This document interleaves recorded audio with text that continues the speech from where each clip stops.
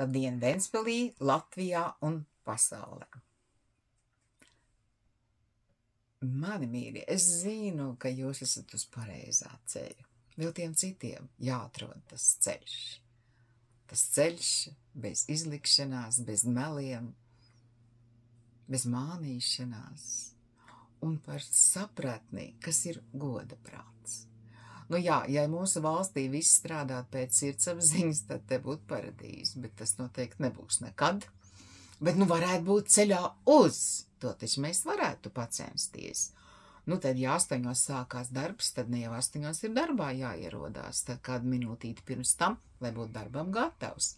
Un ja 5 beidzās darbs, tad 5 jābeidz darbs, un pēc tam var pārģērbties un iet mājās. Nu tā, tad ir tas darba ražīgums vispār. Un ar to pusdienas laiku tas pats. Tur nav jāsēž telefonā, tur tā lēnām jāpēd. Un nevajag runāt, kad ēd. To mums kādreiz Omīts mācīja. Kad ēd, tad nepļāpā, Omīts teica.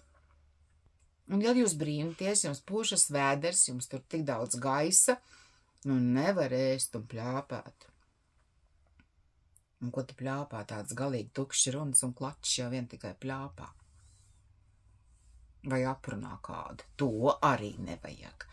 Šobrīd mēs dzīvojam laikā, nu agrāk arī jau viss nāca atpakaļ, bet tagad pēc 5 minūtēm nāk atpakaļ.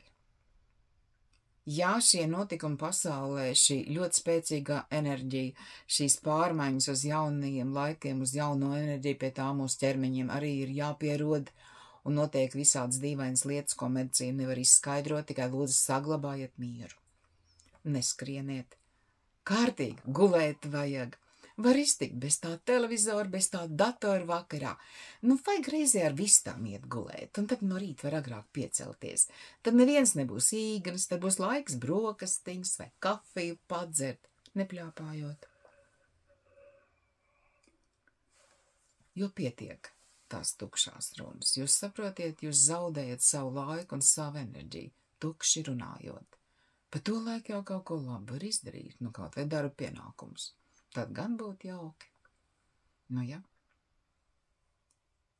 Tas ir tas, ko es stāstu jauniem un bērniem, ka cilvēks nāk uz šo pasauli, lai atrastu savu vietu. Un ja tā viņa atrast tā vieta, un tas darbs, ko viņš dara prieku, dod pasaulē labumu, tad viņam pietiks gan naudas, gan viņš laimīgs un vesels būs. Bet cik vienkārši. Viss jau ir ļoti vienkārši. Neradiet paši stresu. Nevajag. Šorīt noskatījos filmu par autistu puisīti Francijā. Mums arī viņi ir. Vēl ir tik ļoti jāaugs sabiedrībai un jāpieņem cilvēki tādi, kādi viņi ir, un tas, ka viņš ir atšķirīgs, nenozīmē, ka viņš ir garīgi atpalicis. Tā nav taisnība. Viņi ir tikai citādāk. Viņi skaidri zina, ko viņiem nevajag. Nu, man jau arī patīk, kad uz šķīvi viss ēdiens ir nodalīts pa frakcijām, un tad es paņemu, ko man vajag. Man nepatīk rasels, ka viss tur jauc kopā. Nu, galīgi nē. Tad jau es laikam ar būšu tas autists bijis bērnībā. Nu, man gan teica, ka es visu darot otrādi. Nu, jā. Bet ja man otrādi sanāk labi un ātri, kāpēc man bija nepareizi? Nu, man liks stūrī. Kamēr vēl varēja tai stūrī man ielikt, pēc tam jau nevarēja. Nu, jā. Bērniem ir cita dzīve nekā vecākiem. Mēs noteikti neesam vecāku kopijas, bet mēs varam tā labi justies, ja zinām savus saknes, savus priekštečus. Nu, jā. Bet tas nozīmē, ka jāzina arī vēsture. Tāda, kāda viņa patiesībā ir. Un tad ir tik viegli izskaidrot šo laiku, kas notiek. Mums ir jāsaka Putinam paldies par šo karu. Nekad neveidoties kārtība aizsardzībā kā šodien, nekad neatmostos tie, kam tā, cik viņiem labi un nekad tik labi dzīvojuši nav. Kā tas ir, tik labi dzīvojuši nav.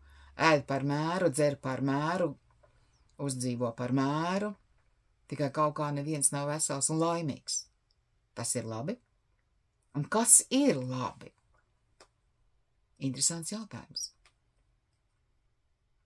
Nu, man ir labi tad, kad jums ir labi.